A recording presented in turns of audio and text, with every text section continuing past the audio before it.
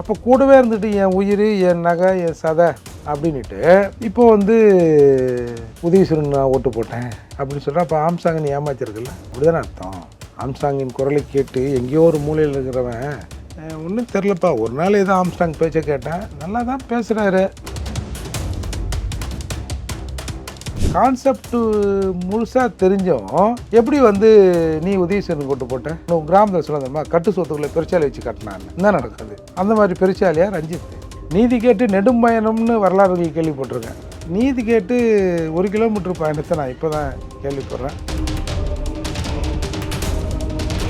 இதெல்லாம் காசு கொடுத்து கூட்டமா இல்லை, யாராவது காசு கொடுத்தாங்களா? இல்லை. நீ என்ன கேட்டிருக்கணும்? அவர் வந்து அறிக்கை விடுறாரு திருமாவளவன், இந்த மாதிரி காசுக்காக போகிறாங்க வராங்க, நமக்கு எதிராக சில விஷயங்கள் பேசுகிறாங்க. யார் நிகழ்ச்சி பண்ணாலும் போகாதீங்க, நம்ம கச்சேரி நம்ம ஆளுங்களை வச்சு வாசித்துப்போம். நீங்கள் இன்னொருத்த கச்சேரி போய் கேட்டுறாதீங்க, கேட்டிங்கன்னா கொஞ்சம் தெளிவாகிடுவீங்க. நான் வந்து உங்களை விட்டு போக மாட்டேன்னா, நான் உங்கள் கூட தானே இருப்பேன், உங்கள் கைவிட மாட்டேன்.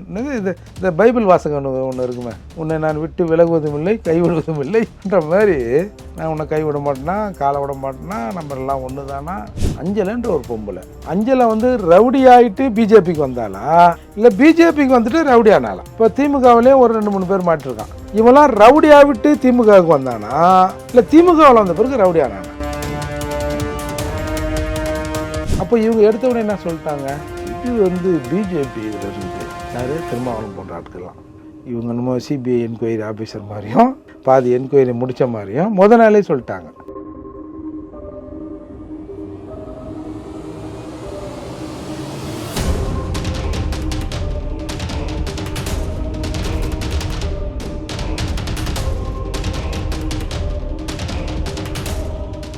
ரியல் ஒன் நேயர்களுக்கு வணக்கம். இன்றைய நேர்களுக்காக நம்முடன் இணைகிறார் புரட்சி தமிழகம் கட்சியின் தலைவரும் வழக்கறிஞருமான திரு ஏர்போர்ட் மூர்த்தி அவர்கள். வணக்கம் சார். ஆம்ஸ்டாங் கொலை சம்பந்தமாக நீதி கேட்டு பேரணி அப்படின்னு சொல்லிட்டு ரஞ்சித் ஒரு பேரணியை கையில் எடுக்கிறாரு. இன்வெஸ்டிகேஷன் போயிட்டுருக்க இந்த நேரத்தில் என்ன அவசியம் இந்த பேரணிக்கு? நீதி கேட்டு பேரணி நல்ல விஷயந்தான். எக்மூர் ரமணா ஹோட்டலா அந்த ஜங்ஷன்லேருந்து ராஜரத்ன ஸ்டேடியத்தாண்ட நீதி இருக்குது, புரியுதா? அது வந்து எக்ஸாக்டாக சொல்ல போனால் ஒரு 1 கிலோமீட்ரு இருக்குன்னு நினைக்கிறேன். ஆமாம், ரமணா ஹோட்டலேருந்து ஒரு நேர் ரோடு தானே அது, 1 கிலோமீட்ரு 1.25 கிலோமீட்டருக்குள்ளே இருக்கும், அவ்வளோதான் இருக்கும். அப்போ நீதி ரொம்ப தூரத்தில் இல்லை, ஏதோ டெல்லி, இலங்கை, நார்வே, ஐநா அப்படிலாம் இல்லை, 1 கிலோமீட்டர் 1.25 கிலோமீட்டருக்குள்ளே இருக்குது. அதை வந்து அன்றைக்கி ரஞ்சித் வந்து ரமணா ஹோட்டலேருந்து அப்படி கிளம்பி வந்து அங்கே வந்து நீதியை கேட்டு அப்படி போயிருக்காரு. இப்போ இதில் என்ன பிரச்சனை? இல்லை, இன்வெஸ்டிகேஷன் போயிட்டுருக்கு. அந்த தருணத்தை இவர் எதுக்கு அந்த பேரணி இது பண்ண? யார் மேலே நம்பிக்கை இல்லை? தான் சார்ந்த சமுதாய தலைவர்கள் மீது நம்பிக்கை இல்லையா? இல்லை அவர் வாக்களித்த, அவரே சொன்ன வாக்களித்த அரசு மீது நம்பிக்கை இல்லையா? யாருக்கு வாக்களித்தான்னு சொன்னார்? திமுக அரசு தானே போட்டேன்னு சொன்னார். ஏன் திமுகவுக்கு வாக்களித்தார்? இப்போ ஆம்ஸ்டாங்குக்கு உரிய நண்பர், குற்றத்தோடர், ஆம்ஸ்டாங்கோட பல விஷயங்கள் ரஞ்சித்துக்கிட்ட இருக்குது அப்படின்னு சொல்கிறாங்க. ஏன்னா படங்கடம் பண்ணுறாரு, போகிறாரு வராரு, சரி அது ஒரு பிஸ்னஸ்னு வச்சுங்க. நம்மக்கிட்ட இல்லைனா நண்பர்கிட்ட வாங்குவோம் போவோம் வருவோம், அது மாதிரி ஒரு உதவி பண்ணுவோம். இப்போ நம்மக்கிட்ட இருந்தால் 4 பேர் உதவி பண்ண மாட்டோமா நம்ம நண்பர்களுக்கு? அந்த மாதிரி கூட சில விஷயங்கள் இருக்கலாம். அப்போது அப்படி இருக்கிற போது ஆம்ஸ்டாங் வந்து நேரடியாக இங்கே இருக்கிற திராவிட கட்சிகளுக்கு எதிராக இருக்கார். என் அப்பன் என் தாத்தெல்லாம் உதயசூரனுக்கு போட்டான், நான் போட மாட்டேன், நான் இந்தியாவை ஆள்வதே இறுதி லட்சியம், அது கன்சிராம் பாதையில் நான் இருக்கிறேன். ஏற்கனவே எங்கள் அப்பாலாம் அந்த திமுக பண்ணையில் இருந்தாங்க, நாங்கள் அது வானான்னு வந்து நாங்கள் நின்றுட்டோம். இப்போ போய் திருப்பியும் பேண்ட் ஷர்ட் போட்டுக்கின்னு ஒரு பொக்கே வச்சுன்னு போய் அங்கே போய் குனிஞ்சு நிற்கிறீங்களே அப்படின்னு நேரடியாக சிலரை சொல்கிறாரு. அப்போ கூடவே இருந்துட்டு என் உயிர், என் நகை, என் சதை அப்படின்ட்டு இப்போ வந்து உதயசூரன் நான் ஓட்டு போட்டேன் அப்படின்னு சொல்கிறேன். அப்போ ஆம்ஸ்டாங்கை நீ ஏமாத்திருக்குல்ல, அப்படி தானே அர்த்தம். ஆம்ஸ்டாங்கின் குரலை கேட்டு எங்கேயோ ஒரு மூலையில் இருக்கிறவன் ஒன்றும் தெரிலப்பா, ஒரு நாள் ஏதோ ஆம்ஸ்டாங் பேச்சை கேட்டேன், நல்லா தான் பேசுகிறாரு, எனக்கு ஒன்றும் முழுசாக அவரோட கான்செப்ட் என்னன்னு தெரில, அதான் நான் ஏற்கனவே போட்டுங்கிற கட்சிக்கு போட்டேன்னா கூட அதில் ஒரு அர்த்தம் இருக்குங்க. கூடயே ஒன்று மண்ணா இருக்கிறீங்க, அவர் கூட நான் எந்த நேரமும் நாங்கள் நைட்டில் ரொம்ப நேரம் பேசுவோம், போவோம், வருவோம், என்னென்னவோ சொல்கிறீங்க. அவரோட கான்செப்ட் முழுசாக உங்களுக்கு தெரிஞ்சிருக்கும்.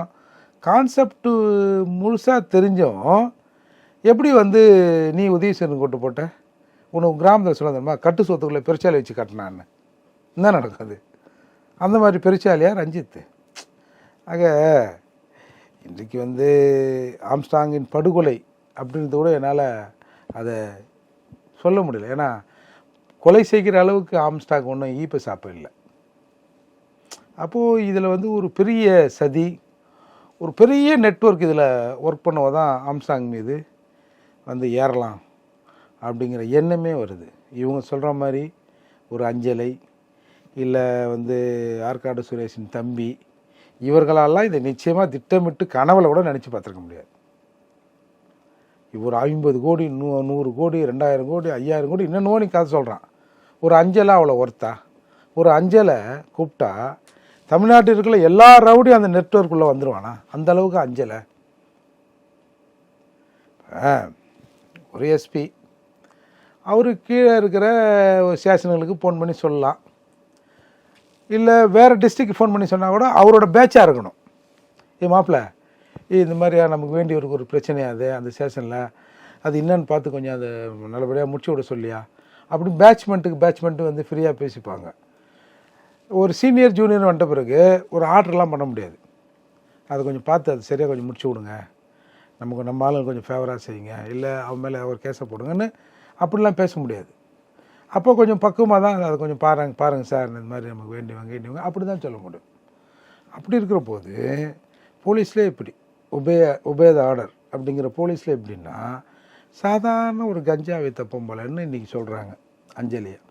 அந்த அஞ்சலியா தமிழ்நாட்டில் இருக்கிற எல்லா ரவுடிகளையும் ஒருங்கிணைச்சது, ஒரே லைனில் கொண்டாந்தது.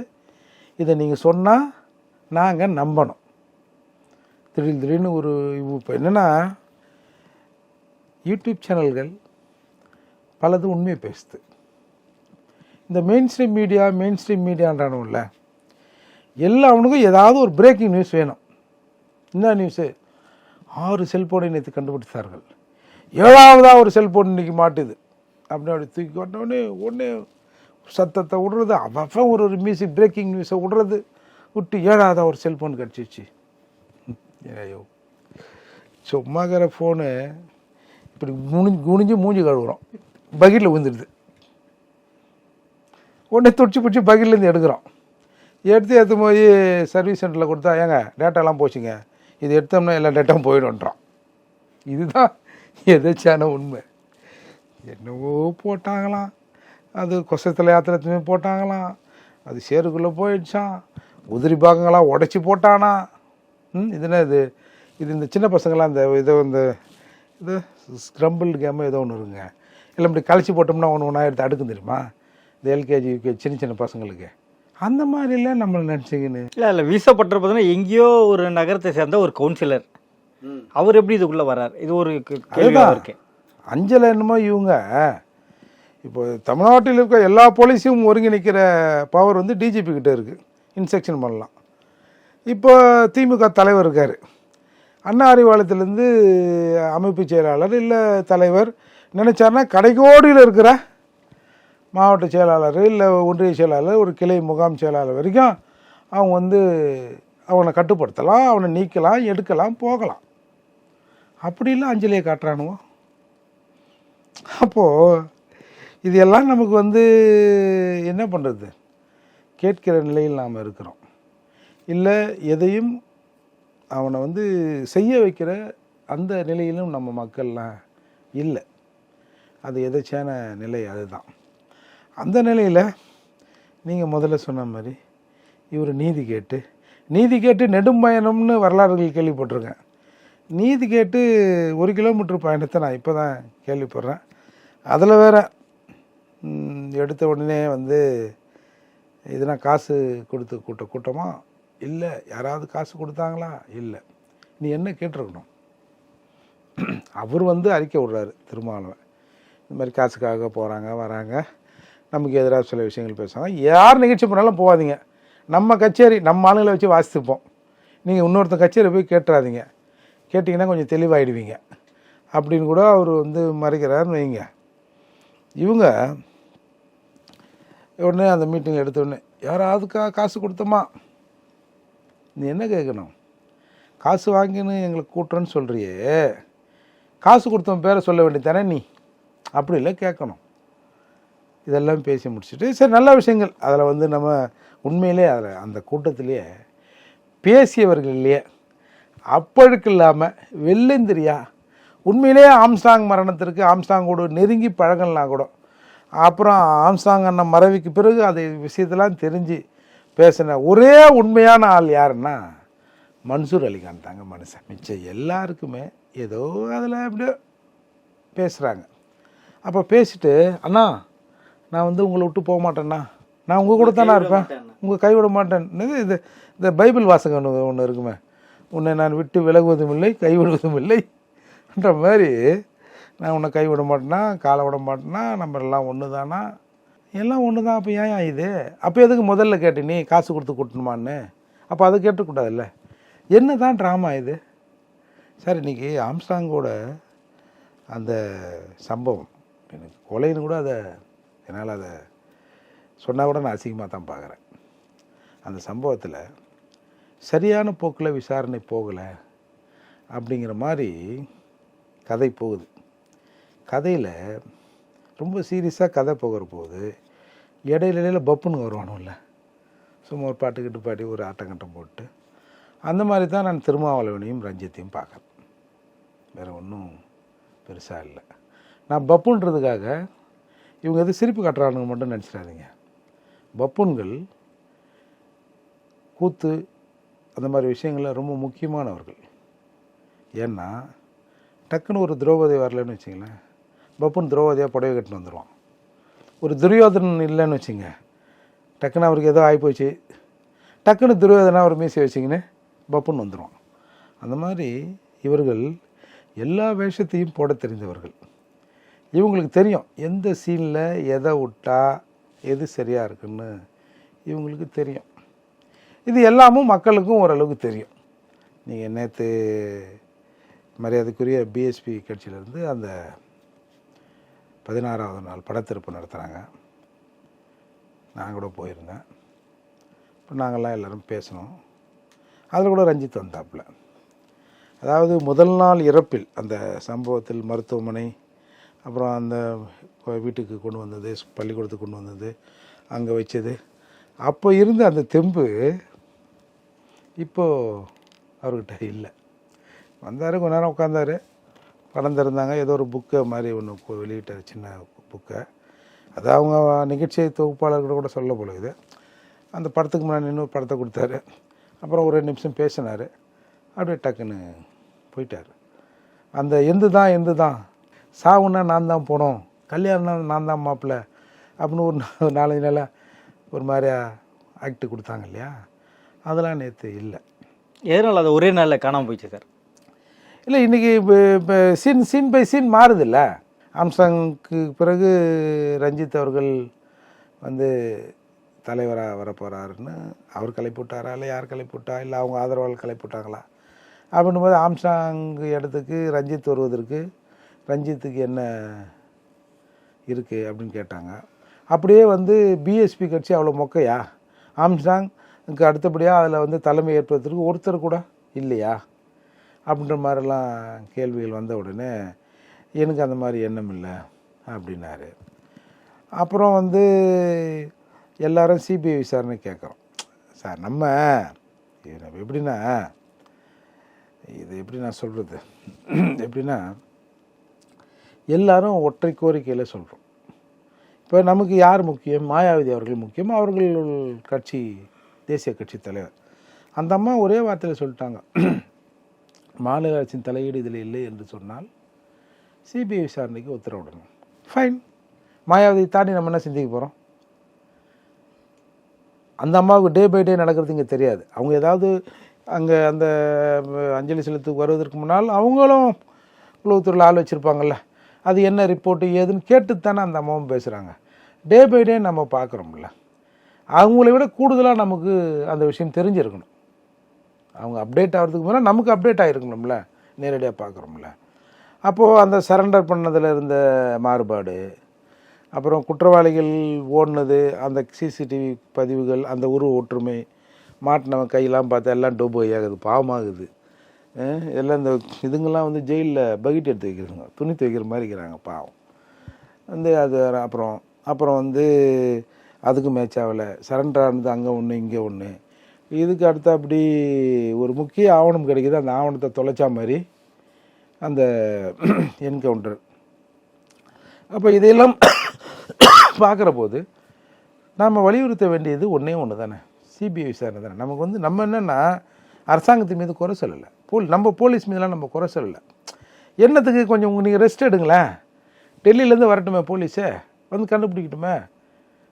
ஏன்னா தமிழ்நாடு முழுக்க இதில் ரவுடி ரிங்க் ஆகிறான். ஒரு ஒத்த பொம்பளை ஒரு அஞ்சலை இதில் நவர முடியாது. உடனே திருமாவளவன் போன்றவர்களாம் பிஜேபி இதில் இருக்குது. அஞ்சலைன்ற ஒரு பொம்பளை, அஞ்சலை வந்து ரவுடி ஆகிட்டு பிஜேபிக்கு வந்தாலா, இல்லை பிஜேபிக்கு வந்துட்டு ரவுடி ஆனாலாம். இப்போ திமுகவிலே ஒரு 2-3 பேர் மாட்டிருக்கான். இவெல்லாம் ரவுடி ஆகிட்டு திமுகவுக்கு வந்தானா, இல்லை திமுகவில் வந்த பிறகு ரவுடி ஆனானா.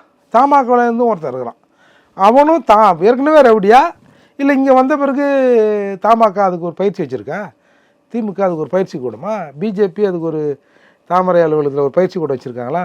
நல்லா கொஞ்சம் தெருப்பாக இருக்கிறீங்க, வாங்க நீங்கள் பார்த்தாலே ரவுடி மாதிரி இருக்கீங்க, உங்களுக்கு ரவுடி ட்ரைனிங் தரோம் அப்படின்னு எங்கேயாவது இருக்கா? அப்போ இவங்க எடுத்த உடனே என்ன சொல்லிட்டாங்க, இது வந்து பிஜேபி இதில் இருக்குது, யார் திருமாவளவன் போன்ற ஆட்கள்லாம். இவங்க நம்ம சிபிஐ என்கொயரி ஆஃபீஸர் மாதிரியும் பாதி என்கொயரி முடித்த மாதிரியும் நாளே சொல்லிட்டாங்க. அப்புறம் வந்து உடனே ஒரு இந்த தரப்புலதே திமுக காரெலாம் இருக்கிறான், திமுக தான் அந்த ஊரில் இருக்கிறாரு, அந்த ஆள் தான் என் காரணம் அப்படின்னு ஒருத்தன். சும்மாலாம் இப்படி பேசாதீங்க, இதெல்லாம் உங்கள் ஆளுங்க தெரிஞ்சு தான் நடந்திருக்கும் அப்படின்னு ஒரு டீம். என்னத்துக்கு ஆளால் பேசின்னு இருப்பானே. நம்ம போலீஸ் விஷயத்தை சரியான வந்து ரிசல்ட் கிடைக்காது. ஏன்னா பல விஷயங்கள்லாம் அப்படி தானே, சிபிசிஐடி இப்போ இந்த வேங்க வேலை அது இதுன்னு நிறைய விஷயங்கள் ஒன்றும் சிறப்பாக இல்லை. அப்போது இந்திய அளவில் ஒரு பெரிய தாக்கத்தை உண்டு பண்ணியிருக்கு. இந்தியாவில் பல இடங்களில் சிபிஐ விசாரணை வையான்றான். அவனுக்கு நம்ம போலீஸை பற்றி தெரியாது, இருந்தாலும் இது வந்து சென்ட்ரல் போலீஸ் வந்தால் தான் இங்கே இருக்கிறவங்களுக்கு யாராவது ஒருத்தர் இன்ஃப்ளூயன்ஸ் பண்ண முடியாதுன்னு நினைக்கிறாங்க. இப்போது பல காரணம் சொல்லலாம். ரவுடி கும்பல் நானுங்க முதல்ல, அப்புறம் ஆருத்ரானானுங்க, அப்புறம் வந்து நேற்று ஸ்கிராப்புன்னு பாருங்கள். இந்த மெயின்ஸ்ட்ரீம் மீடியாக்காரனுங்க என்ன மாதிரி இருக்கானுங்க பாருங்கள். ஸ்கிராப் பிஸ்னஸில் வந்து ஒரு குறிப்பிட்ட ரவுடிக்கும் ஆம்ஸ்ட்ராங்குக்கும் தகராறு, பழைய ஸ்கிராப்புன்னு போட்டு பழைய பொருட்களை வாங்கி விற்பது. நீங்கள் பார்த்தீங்கன்னா இந்த கலைஞர் டிவி, இந்த டிவிலாம் 50 ரூபாய்க்கு வாங்குவானு. அப்புறம் உங்களுக்கு தெரிஞ்சிருக்கும் இந்த பழைய அலுமினியம் பாத்திரம், அதுவும் ஸ்கிராப் தானே, பழசு தானே, பழைய பொருள் தானே. யூஸ் பண்ண வேட்டி சட்டெல்லாம் கொடுத்துட்டு, பேண்ட்டு அதெல்லாம் கொடுத்துட்டு பக்கெட் வாங்குறோம்ல, பக்கெட்டு ஜெக்கு, அதுவும் பழைய பொருள் வியாபாரம் தானே. அந்த மாதிரி ஏதோ பழைய பொருட்களை வாங்கி விற்பது தகராறு. இன்டர்நேஷ்னல் லெவலில் வந்து ஸ்ரீபெரும்புதூர் பக்கம் அந்த ஸ்கிராப் பிஸ்னஸ் பல கொலைகள் இருக்குது.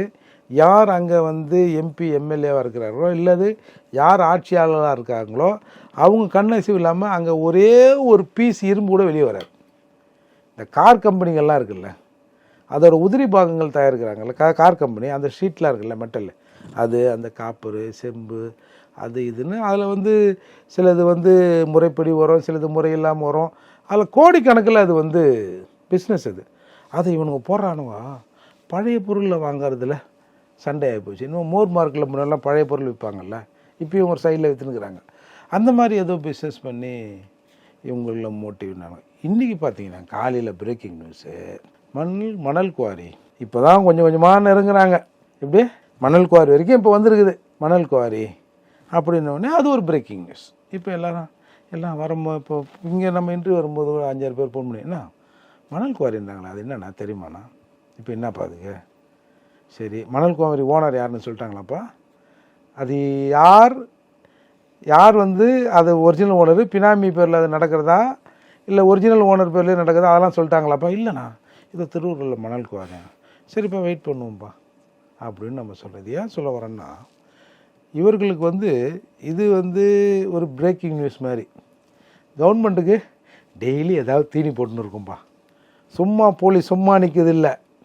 நாங்கள் நாங்கள் சிபிசிஐடி கிட்ட கொடுத்துருக்கோம். டெய்லி ஒன்று தோண்டுவாங்க. மொதல் நாள் 6, அடுத்த நாள் 1 7 போனு. அப்புறம் அங்கே இங்கே மலேசியா, சிங்கப்பூர், நேபாள், பர்மா, அது இதுன்னு என்னென்னவோ சொல்கிறாங்க. அங்கே இருப்பாங்க இங்கே இருப்பாங்கன்னு. நான் கூட நேற்று அந்த கூட்டத்தில் சொன்னேன், நீங்கள் எங்கே ஒன்றாலும் இந்த விசாரணையை கொண்டு போங்க.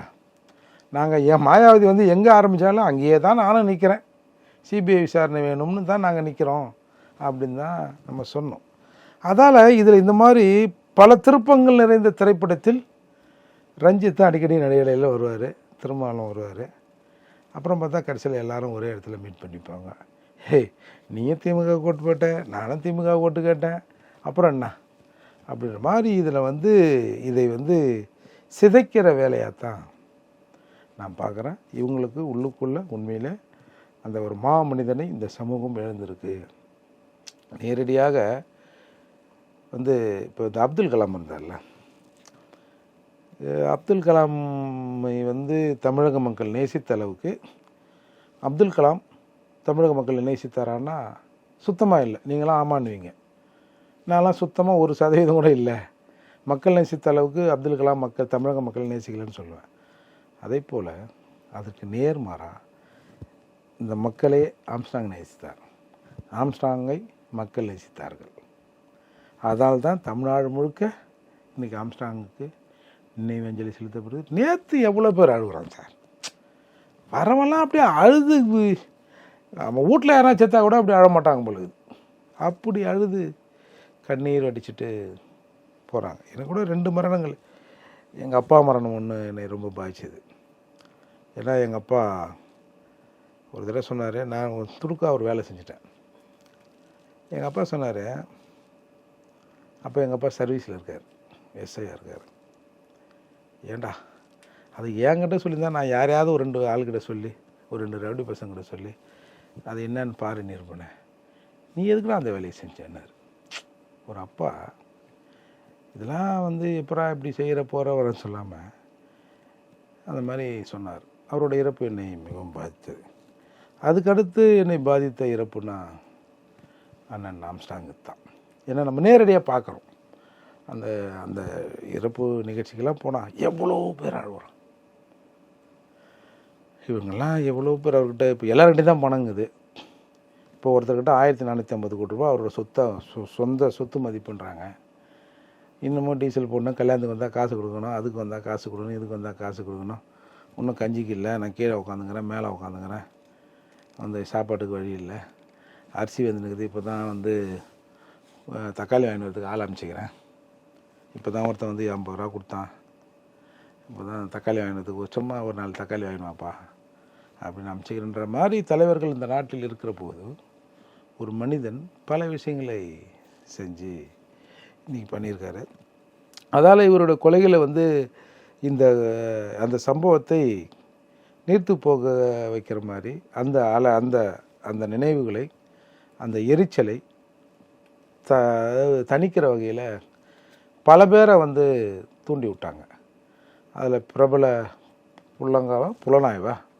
புலனாய்வு பத்திரிகைலாம் சொல்கிறான் சார் வெளிப்படையாக 50 கோடி ரூபாய் இதுக்கு அட்வான்ஸ் கொடுக்கப்பட்டது அப்படின்றான். போலீஸ் தேவையில்லாமல் அங்கே இங்கேன்னு பெட்ரோலை டீசலை போட்டு அங்கே இங்கேன்னு ராமகளாக தேடினுங்கிறான் போலீஸ். ஒருத்தன் சொல்கிறான் 50 கோடி ரூபாய் ஒருத்தன் அட்வான்ஸ் கொடுத்தான்றான். வாடா மாப்பிள்ள உட்காரு, என்ன சாப்பிட்ற, சரி யார் இந்த 50 கோடி அட்வான்ஸ் கொடுத்து சொல்லு. இன்வெஸ்டிகேஷன் ஒரு ரூம்லேயே முடிச்சிடலாம். 2500 கோடி ரூபாய் ஆம்ஸ்ட்ராங் ஒருத்தர் மிரட்டினார். அந்த பேரை நான் சொல்ல விரும்பலை. மாப்பிள்ள யார்ரா அவன் அப்படின்னு கேட்டால் சொல்லிட்டு வரல. என்னத்துக்கு போலீஸ் இவ்வளோ செலவு பண்ணி கவர்மெண்ட்டு இந்த கேஸை வந்து இழுத்துக்கின்னு போவானே. அப்போது இப்போ இந்த மாதிரி இப்போ நம்ம யாராவது சொல்கிறோன்னு வச்சிங்களேன், உடனே நம்மளை விசாரணைக்கு கூடுவாங்க. ஏன் இவங்களாம் விட்டுறாங்க? ஏன்னா இவங்கெல்லாம் ஒரு அந்த கேப்பில் வந்து வர்ற கதாபாத்திரம். இவங்கெல்லாம் ஒரு 5 செகண்ட் இவங்களுக்கு ஒரு கேரக்டர் கொடுத்துருப்பாங்க. டக்குன்னு அந்த வேஷம் கட்டிட்டு டக்குன்னு அப்படி போயிடுவாங்க. அப்போது அந்த நம்மளோட முதன்மையான நோக்கம் இருக்குல்ல, அந்த நோக்கத்தை சிதைக்கிற வழியாக தான் நான் இந்த மாதிரி ஆட்கள்லாம் பார்க்குறேன். இப்போ விசிகளை 2 எம்பி 4 எம்எல்ஏக்கள். ஸோ தலித் சமுதாய மக்களுக்கு எழக்கூடிய பிரச்சனைகளை இவர்கள் சுதந்திரம் கட்டப்பட்டிருக்காங்க. இந்த 2 எம்எல்ஏ 4 எம்எல்ஏக்கள் 2 எம்பிக்கள் வரக்கூடிய எல்லா பிரச்சனைகளும் ஹேண்டில் பண்ணால் ஃப்ரீடம் கொடுத்தா எல்லாமே பண்ணுவாங்க. ஆனால் இவரோட சுதந்திரம் கட்டப்பட்டிருக்கா? யார் கட்டிருக்கா? இப்போ நீங்கள் இப்போ ரவிக்குமார் இருக்கிறாரு, போன தடவை வந்து உதயசூரியன் சின்னத்தில் நின்னார்.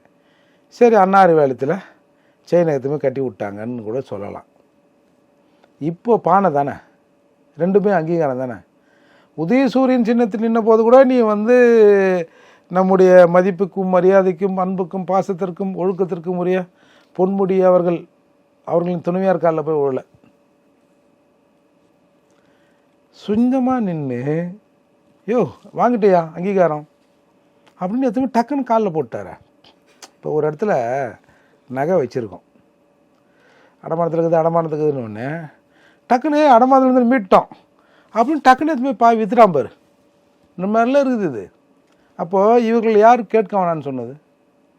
ஏங்க நீங்கள் ஆம்ஸ்டாங் படுகொலை விட்டுருங்க, ஆம்ஸ்டாங் சம்பவத்தை விட்டுருங்க, கள்ளச்சாராய விவகாரம் வெளியில் வந்து கத்துறானுங்க, டெல்லியில் போய் கத்துறாங்க.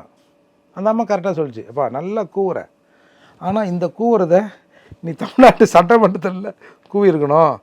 இந்த மது விலக்குங்கிறது வந்து இதை விற்பது இதை தடை பண்ணுவது மத்திய தொகுப்பில் இல்லை, எங்ககிட்ட அந்த அதிகாரம் இல்லை.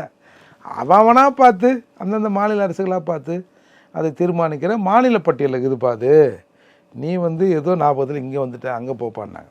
அப்போ சொந்த சமூக மக்கள் இருந்திருக்கிறோம்.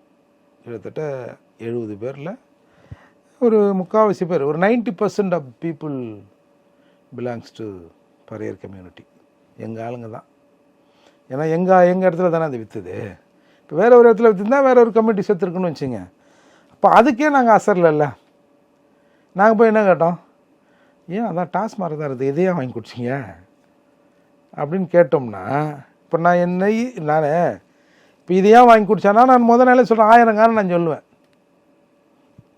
நமக்கு தெரியும் இது ஏன் அது ஏன் அதை நோக்கி ஏன் அங்கே போகிறாங்க அப்படின்னு. எதுவுமே தெரியும். ஏன் அதான் கடகதையா இதை வாங்கி குடிச்சிங்க, கொழுப்பத்தை குடிச்சான் அப்படி சொல்லிட்டு போயிடுவோமே. அப்போது இவர்களுக்கான நோக்கம்ன்றது அங்கீகாரம் வாங்கணும்னாங்க, வாங்கிட்டாங்க, நல்லா இருக்கட்டும். நாங்கள் கேட்கனா நாசமாக போகிறோம். எங்களுக்கான விஷயங்கள் ஏதாவது ஒன்று நடந்திருக்கேன். சும்மா இந்த வேங்க வெயில் அதை விட்டுருவோம், அதுக்கு இன்னும் 12 வருஷம் காத்திருக்கணும். ஒரு 2 வருஷம் 1 வருஷம் ஆக போதா, 2 வருஷம் ஆக போகுது. அதெல்லாம் அதை விட்டுருவோம். மற்ற விஷயங்கள் சாதாரண பசங்க அட்ராசிட்டியாக இருக்கட்டும். இன்றைக்கி வந்து தமிழகம் வந்து SC/ST அட்ராசிட்டியில் 3வது இடமாக இருக்குது.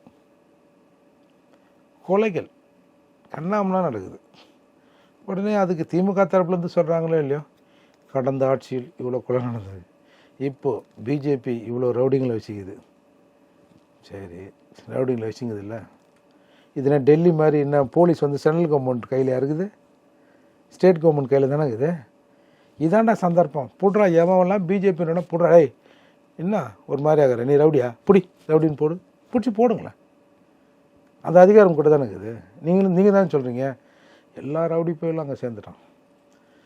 நம்ம அங்கேக்கிறவங்கக்கிட்ட நண்பர்கள் யாராவது கேட்டோம்னா, என்ன நீங்களாம் ரவுடிங்களா வச்சு, ஏன் சார் சோப்பமா சார் அதெல்லாம் ஏன் இப்படி சொல்லுங்களேன் சார், அந்த ரவுடி கும்பலுக்கு எதிராக நாங்கள் ஒரு ரவுடி கும்பலை வச்சுக்கிறோன்னு கூட நாங்கள் சொல்கிறோம். இப்போ என்ன சார் திமுக ரவுடியா அப்படின்னு கேட்குறாங்க. அப்போது இப்போ நான் இதுலேருந்து நமக்கு என்ன தெரியுதுன்னா, எல்லாத்தையுமே இவங்க வந்து ஒரு அரசியலாக பார்க்குறாங்களே தவிர, இது நம் மக்களுக்கானது, நம் மண்ணுக்கானது, நம் இரத்த பந்தங்களுக்கானது, நம் சொந்தங்களுக்கானது அப்படின்ற உணர்வோடு எதையுமே இவர்கள் பார்ப்பதில்லை. எது நடந்தாலும் சனாதனம், சங்கி, பிஜேபி அப்படியே மூடுறான் அந்த ஃபைலை. ஒருவேளை கூட்டணி நலனுக்காக அமைதி காக்கிறார் தொல் திருமாவளவன் அப்படி சொல்லலாமா? கூட்டணி நலன் இல்லை, கூட்டணிக்கு எதிரானவர்களை பலவீனப்படுத்துவது. கூட்டணி நேரடியாக பேசிக்க மாட்டாங்க. பேசுனாங்கன்னா பல விஷயங்கள்ல அவங்களுக்கு வந்து ரிவர்ஸ் ஆகிடும். அதால் கீழே இருக்கிற ஆளுங்களை வச்சு நீ கொஞ்சம் பேச அப்படிங்கிறது ஒரு வரம்பு மீறி போகிற போது கொஞ்சம் அடக்கி திரும்ப கொஞ்சம் ஸ்லோ, இன்னொன்னே ஒரு ஸ்லோ ஆகிடுவார். நடப்பு அரசியல் குறித்து பல்வேறு கருத்துக்களை பற்றியுமே மிக்க நன்றி சார்.